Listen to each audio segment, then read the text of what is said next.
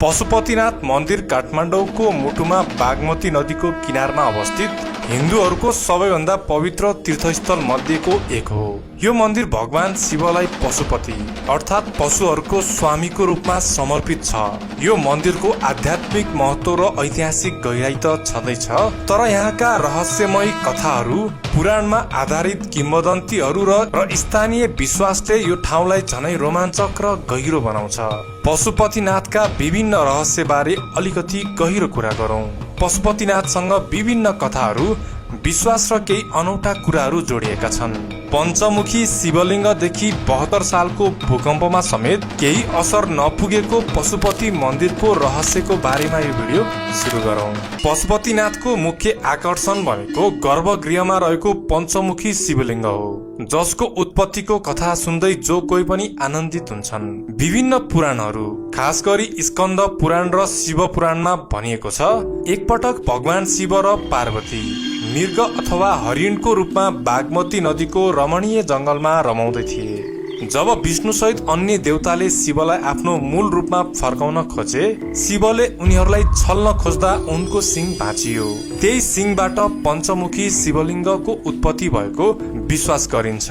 यो पञ्चमुखी लिङ्ग पछि माटोमुनि हरायो। धेरै शताब्दी पछि एक गोठालाले आफ्नो गाईले एउटा ठाउँमा बारम्बार दूध चढाएको देख्यो।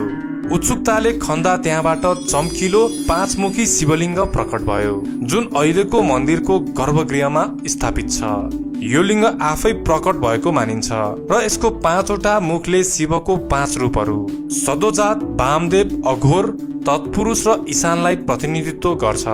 मन्दिरको गर्भमा रहेको शिवलिङ्गमा 5वटा मुख छ भन्ने कुरा त हामीलाई थाहा भयो।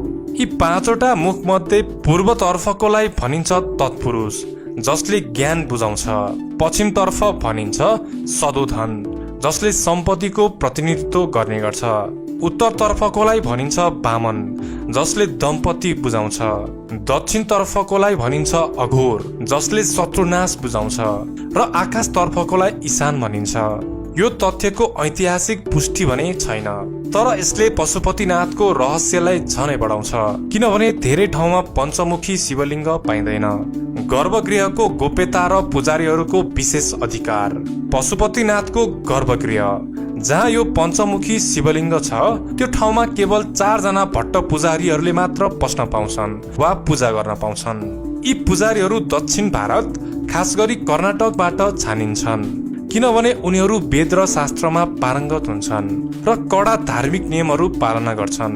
नेपाली हिन्दूहरू चाहे जति ठुला भक्त किन नहुन्, गर्भगृहमा पस्न सजिलै पाउँदैनन्। भनिन्छ यो लिङ्गको आध्यात्मिक शक्ति यति तीव्र छ कि सामान्य मान्छेले थेक्नै सक्दैन। केही स्थानीय कथाहरूमा त यो पनि भनिन्छ कि गर्भगृहमा प्रवेश गर्न खोजे अपवित्र व्यक्तिलाई अलौकिक शक्तिले रोक्छ वा ठूलो हानि पुर्याउँछ। यो प्रतिबन्धले गर्भगृहमा के हुन्छ र त्यहाँ के छ र कस्ता गोप्य पूजाहरू हुन्छन् भन्ने कुरा रहस्यमय बनाउँछ। पुजारीहरूले पनि गर्भगृहको कुरा बाहिर खुलाउँदैनन्, जसले यो ठाउँको गोप्यतालाई झनै बढाउँछ।